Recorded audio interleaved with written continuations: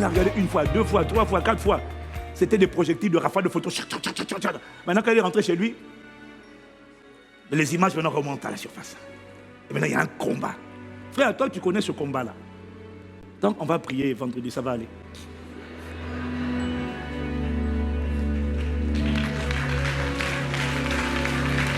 Bon, ce que j'essaie de te dire, c'est que quand tu regardes, il y a toujours une partie où tu sens rien, mais à un moment donné, quand tu sens que c'est la kryptonite, tu commences à faiblir. Frère, détourne le regard. Tu peux encore choisir, parce que là, l'oppression démoniaque n'a pas commencé. L'oppression a lieu lorsque tu as eu toutes sortes de rafales et que tu n'as pas détourné le regard. Tu dois surveiller tes yeux. Satan va toujours profiter des moments où tu te relâches. Et je te dis que la chose la plus cruelle avec la tentation, t'imagines un peu, tu en as fini avec les rêves impurs pendant longtemps, depuis des années, juste avec un mitraillage. Tu repars dormir, ce qui s'était arrêté depuis 5 ans, 10 ans, soudainement, vient de recommencer. Comment la légèreté et le manque de vigilance peut te ramener en arrière avec des combats que tu avais déjà finis. Quelqu'un me suit? Alors que faire? Parce que le combat spirituel n'est jamais terminé. Que faire? Il m'a dit, il faut juste s'humilier, faire profil bas, venir demander pardon à Dieu. Et c'est ce que nous allons faire. On ne va pas que faire ça. On va prier également pour toutes les maladies. Contre toutes les maladies. Dis Amen. Mais le Seigneur m'a dit, il m'a donné une parole. Il m'a dit, ne culpabilise pas. Il m'a dit de te dire, ne culpabilise pas. Si tu as manqué de vigilance et que tes 5 sens t'ont poussé à pécher, ne culpabilise pas, malgré ton ancienneté. Parce que quand c'est comme ça, il y en a qui culpabilisent. Mais comment? Et puis le diable, le tentateur, tu dis, ah tu vois, pasteur, responsable, ministre, leader. Tu sais, pour Dieu, il m'a dit, quel que soit ton rang spirituel, quelle que soit ta responsabilité, ne culpabilise pas lorsque tu as manqué de vigilance et que l'ennemi, à travers ton manque de vigilance, est venu semer en toi ce qu'il ne fallait pas semer et que tu te retrouves avec des combats inutiles, indésirables et indésirés. Il m'a dit, ne culpabilise-toi, ne culpabilise pas. Humilie-toi simplement, viens dans ma présence. Parce que moi, je t'avais dit une chose. L'esprit est bien disposé, mais la chair est faible. C'est toi qui pensais que ton ancienneté de la foi faisait de toi un surhomme. Dieu ne te voit pas, Dieu ne t'a jamais vu comme un surhomme. Est-ce que quelqu'un me suit? Dieu ne t'a jamais vu comme un surhomme. Jamais. C'est nous qui nous voyons des fois, mais comment je peux arriver à ça encore, malgré tout ce que j'avais appris, tout ce que j'avais compris? Il m'a dit, ne culpabilise pas. C'est juste la preuve que l'esprit est bien disposé, mais que la chair est faible. Et Dieu sait qu'il t'arrivera de tomber. Pas dans les actes, mais dans les pensées. Il t'arrivera de tomber. Et quand tu tombes, Dieu n'est pas surpris, parce que tu es un enfant. Et qu'un enfant n'atteint pas la maturité et la perfection sans tomber. Et même quand tu crois avoir atteint la maturité, la vérité, c'est que quel que soit ton titre, ton niveau de maturité spirituelle, quel que soit ton niveau de maturité, de connaissance, d'intimité avec Dieu, quelle que soit la dimension de romance d'intimité que tu as atteint avec Dieu, le jour où tu ne montes pas la garde, le jour où tu n'es pas vigilant et tu te laisses aller, quel que soit le niveau que tu avais atteint avec Dieu, le jour où tu te laisses aller et tu laisses tes yeux regarder n'importe quoi, tes oreilles entendre n'importe quoi, le jour où tu ne crucifies pas ta chair, tu seras choqué de découvrir qu'on peut avoir atteint un niveau d'intimité comme David avec Dieu, l'homme, selon le cœur de Dieu, le chant agréable d'Israël. On peut avoir atteint un sommet avec Dieu et tout perdre, juste parce qu'on n'a pas crucifié sa chair. Est-ce que quelqu'un me suit?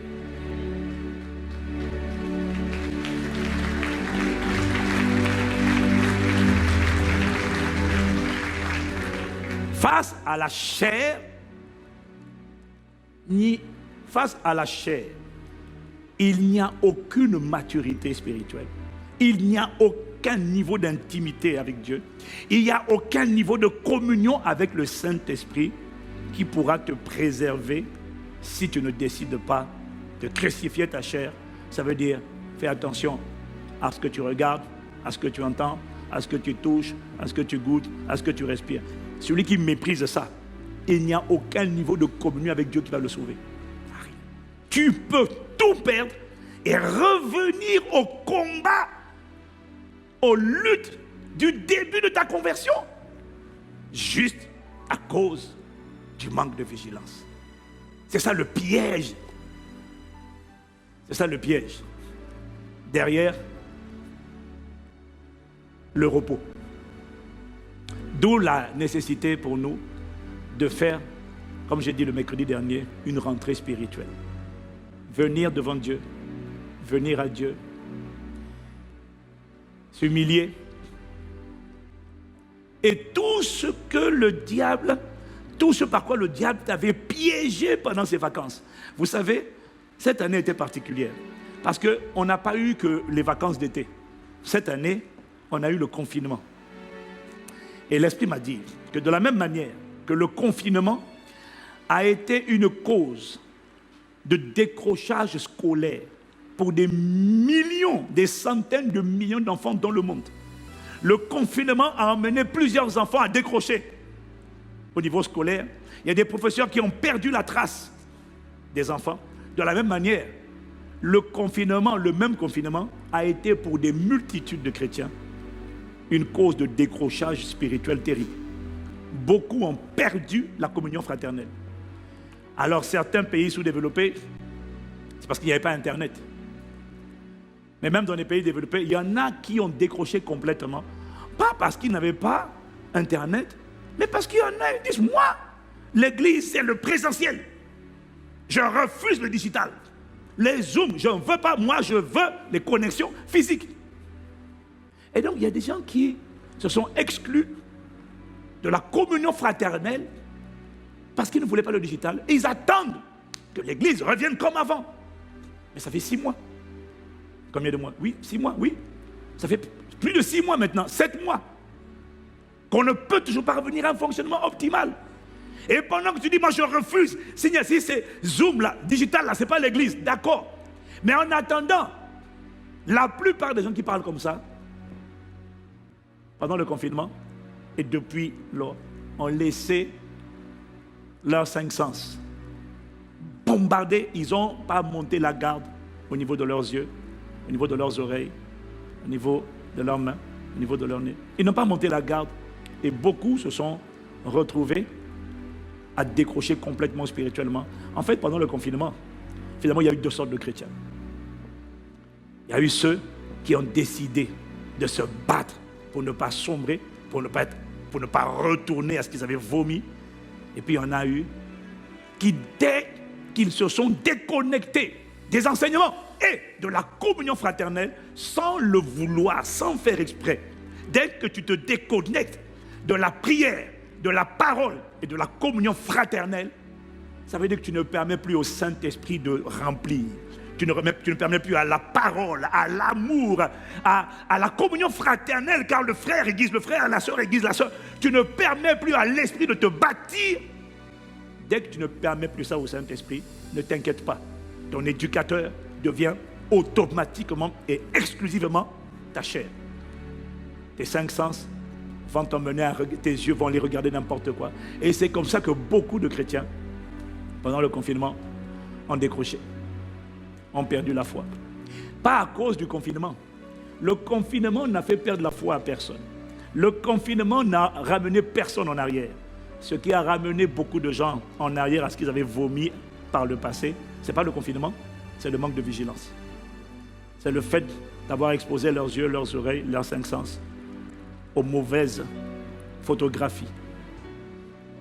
Et cette semaine, vendredi, on va être en jeûne. Tu pourras couper le jeûne à 16h, à 17h, à 18h, selon ton organisme.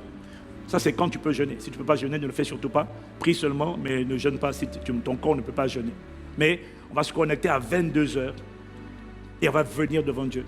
Pas que pour nous, nous allons emmener également devant le trône de Dieu tous ses frères, toutes ses sœurs que Dieu avait plantés dans cette maison, que Dieu avait plantés dans son église et que le diable a emporté parce qu'ils n'ont pas su être vigilants. Et on va combattre pour toi, et on va combattre pour eux afin de ramener tout le monde au cœur de Dieu.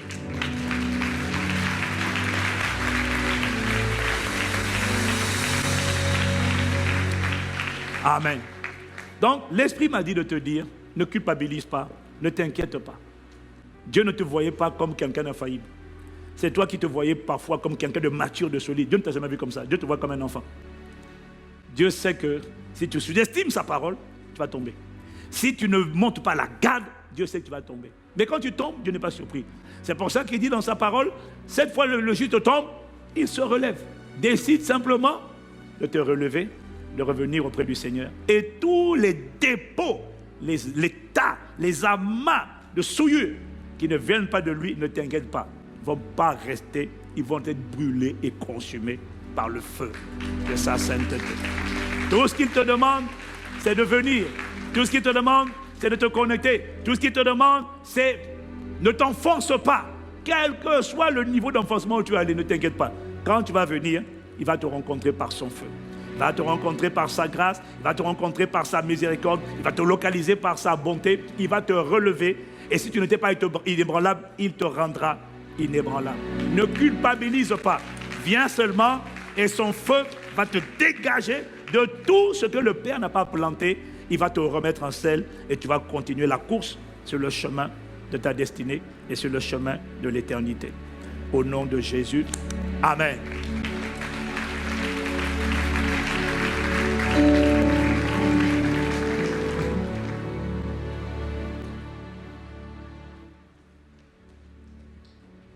Tu es Yahweh, et tu es Yahweh, tu es Jésus,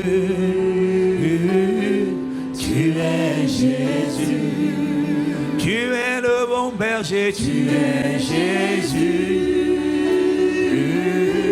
tu es Jésus, tu es mon bâtisseur. Tu es mon réparateur, mon bâtisseur, celui qui me fixe, celui qui me ramène à toi. Tu es mon guérisseur, mon protecteur, mon bienfaiteur. Tu es celui devant qui je m'humilie. La Bible dit, celui qui cache ses transgressions ne prospère pas. Mais celui qui les avoue et les délaisse obtient miséricorde. Tu es mon roc et ma fondation. Tu es le Dieu long à la colère et riche en bonté. Tu es celui qui ne te lasse pas de pardonner. Tu es celui à qui nous voulons venir cette semaine. Là où nous avions baissé la garde, là où l'ennemi avait semé l'ivraie, tu es le feu qui me purifie. Tu es Jésus, le libérateur de mon cœur, le libérateur de mon âme, ma délivrance, mon salut, mon espérance de gloire. Tu es ma justice. Tu es celui qui m'a déclaré non coupable. Voilà pourquoi je ne culpabilise pas. Ne culpabilise pas. Viens seulement t'humilier cette semaine. Viens seulement te repentir. Refuse la voie du culte, la voie de la culpabilité, la voie de la condamnation. Refuse-la. Dieu sait que sans lui tu ne peux rien. Il se souvient de quoi tu es formé. Il se souvient de ce que ton corps n'est que poussière. Il ne se lasse pas de pardonner. Il ne se lasse pas d'avoir compassion. Cette semaine, il va faire de la maintenance spirituelle. Il va faire de la maintenance. Il va fixer, redimensionner, réembraser, reconsumer. Il va rétablir son dépôt. Tu ne retourneras pas en arrière. Tu ne perdras pas. Tu ne perdras pas ce que tu avais acquis. La repentance contient un pouvoir redoutable de te restaurer et de te remettre, de te restaurer à la position que tu avais. Le fils prodigue a tout dilapidé, mais il n'a rien perdu. Le jour où il est revenu auprès du Père, le Père lui a rétabli son manteau. Le Père lui a donné de nouveaux habits. On lui a remis le vêtement des héritiers. On lui a remis le vêtement de la famille. C'est ce que Dieu veut faire avec toi.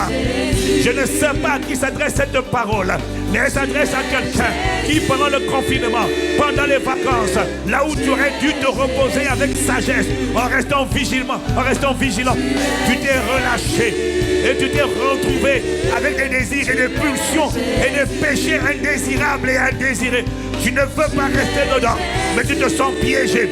Tu sens que ta chair est faible.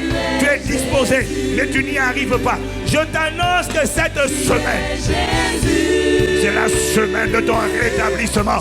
C'est la semaine de ta restauration. C'est la semaine de ton repositionnement. C'est la semaine de ta force. La semaine de ta guérison. La semaine de ton rétablissement. La semaine de ta puissance. La semaine de ta domination. La semaine de ton autorité. C'est la semaine où tu retrouves la force que tu avais perdue. T'es restauré cette semaine. Viens seulement comme tu es. Connecte-toi seulement. Viens seulement avec humilité. Ne cache pas. Ne dors pas le vendredi prochain. Viens, jeûne la journée. Mange avant la veillée.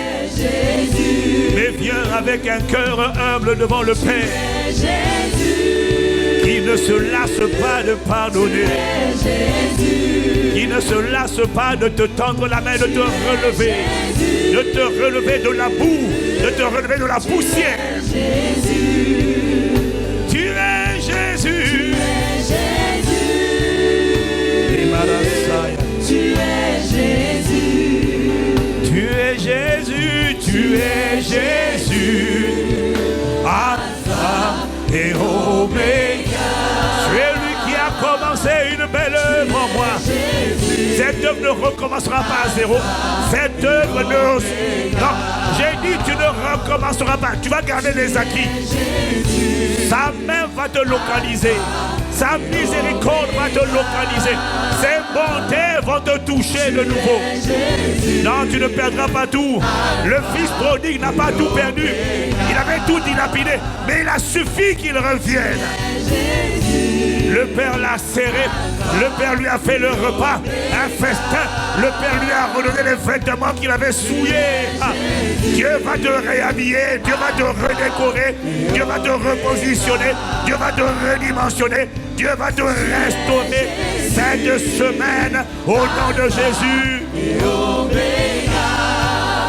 Tu es Jésus, Alpha.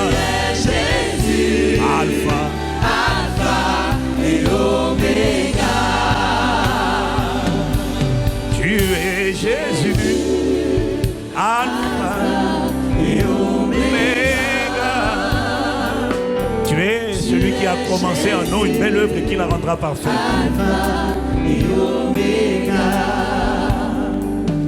Bien-aimé, cette parole, je ne sais pas où toi tu en es. Je ne sais pas si elle s'adresse à toi. Mais j'ai la certitude qu'elle s'adresse à plusieurs personnes connectées au son de ma voix, qui involontairement ont lâché leurs bonnes habitudes et se sont retrouvés piégés par des mauvaises habitudes et qui ont le cœur désireux de revenir aux bonnes habitudes. Cette semaine, c'est la semaine de ta rentrée. La semaine de la rentrée spirituelle. Dieu va restaurer en toi le zèle que tu as perdu. Restaurer en toi la sainteté, la détermination, la ferveur que tu as perdue. Tu vas restaurer en toi la consécration, le caractère, ces choses qui t'ont affaibli. Et une nouvelle force va rentrer en toi pour la suite de cette année, parce que l'agenda de Dieu pour ta vie n'a pas changé. C'est toujours l'année de la domination, la décennie de la domination. Et c'est l'année où tu verras la gloire de Dieu. La confusion ne sera pas ton partage. Il insiste pour me dire de te dire, le but de Satan, à travers la tentation, lorsqu'il profite du manque de sagesse dans les phases de repos, son but, c'est de te ramener à ce que tu avais vomi. Son but, c'est de te faire perdre les années de consécration, les mois d'obéissance et de tout effacer que tu recommences à zéro. Mais je te garantis, il y a un niveau de grâce et de miséricorde. Quand il te localise, tu ne recommences pas à zéro. Tu ne repars pas à tes débuts. Tu te relèves d'où tu es tombé et tu continues de là où tu es tombé et tu avances encore plus loin. Ça sera ton partage, ça sera ton expérience, ça sera ton histoire, ça sera ton témoignage.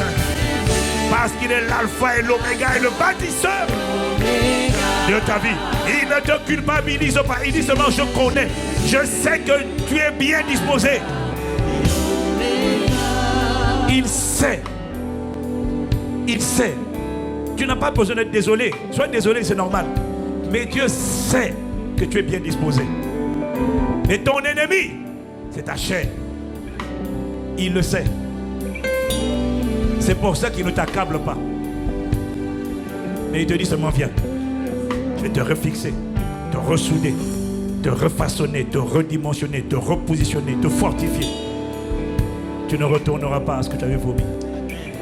Tu vas te relever de là où tu étais tombé et tu seras émerveillé de voir que tout ce que tu avais emmagasiné et qui t'avait alourdi, tu vas être choqué de voir que cette semaine, tout va disparaître.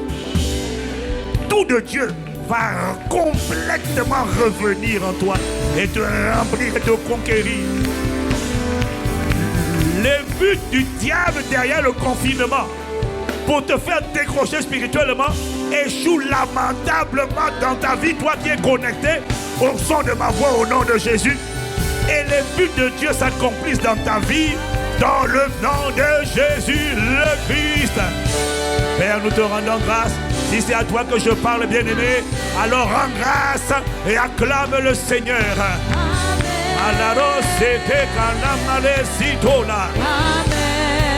Amen, amen à la parole. Je ne retournerai pas à ce que j'avais vomi, non. Il te relève la tête cette semaine. Au plus tard le vendredi soir. Tes luttes s'arrêtent au nom de Jésus. Tes combats se terminent au nom de Jésus. Un feu va t'attraper et te libérer. L'ennemi qui t'avait piégé ne te piégera plus. Ses dépôts sont brûlés cette semaine. Ses souillures sont purifiées par le sang. Ta force est réveillée cette semaine. L'audace est restaurée cette semaine. La foi est restaurée cette semaine. Dis déjà au revoir à la faiblesse. Dis au revoir aux faiblesses de la chair. Dis adieu aux œuvres de la chair.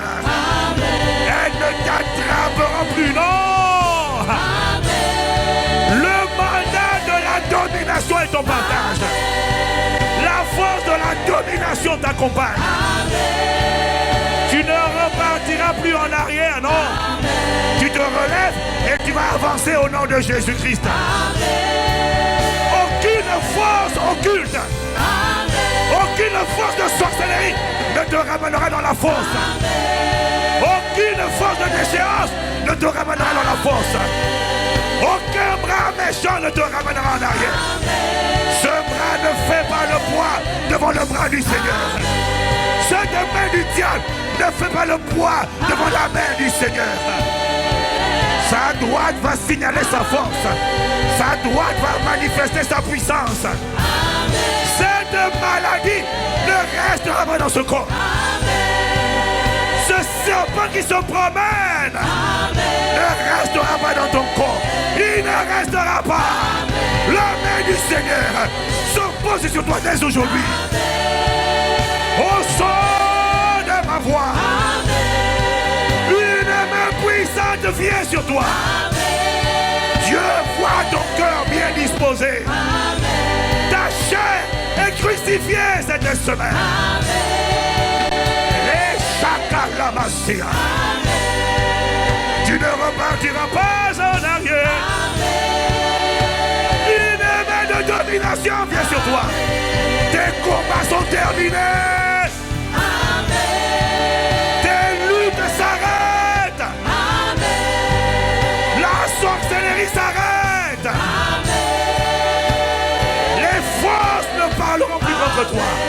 Non, je vois une main invisible. On l'appelle la main du Seigneur. Elle te soulève, elle te localise, elle te sort de la force du péché. Elle te sort de la force des esprits de faiblesse, d'infirmité, de folie, de peur, de découragement, de dépression, d'impudicité. Ah, ils ne peuvent pas, ils ne peuvent pas. Ils ne peuvent pas te retenir. Leur bras combiné n'est pas assez fort. Leur force rassemblée n'est pas assez forte. Devant la puissance de résurrection de Jésus-Christ, leur voix combinée ne donne pas assez fort. Devant la voix du sang de Jésus-Christ, tout ce qu'il te demande, c'est reviens. Humilie-toi et reviens. Ma miséricorde te localise maintenant. Vendredi soir, ce sera la fin de tes combats. Il commence aujourd'hui, vendredi soir.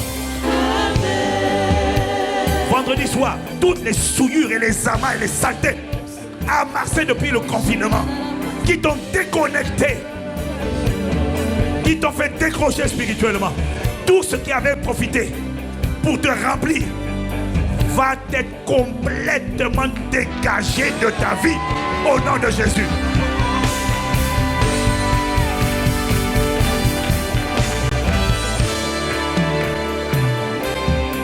Tout ce que le confinement a permis à Satan de télécharger en toi va être extirpé jusqu'à la racine. Rien ne restera. Pourquoi? Il sait que ton cœur est bien disposé. C'est ta chair qui t'a trompé. Son pouvoir sur toi est brisé. La grâce de la crucifiée vient sur toi. Relève la tête. Aucune culpabilité. Uniquement la gratitude. Tu diras, j'ai invoqué l'Éternel, le Seigneur, et il a entendu mon cri.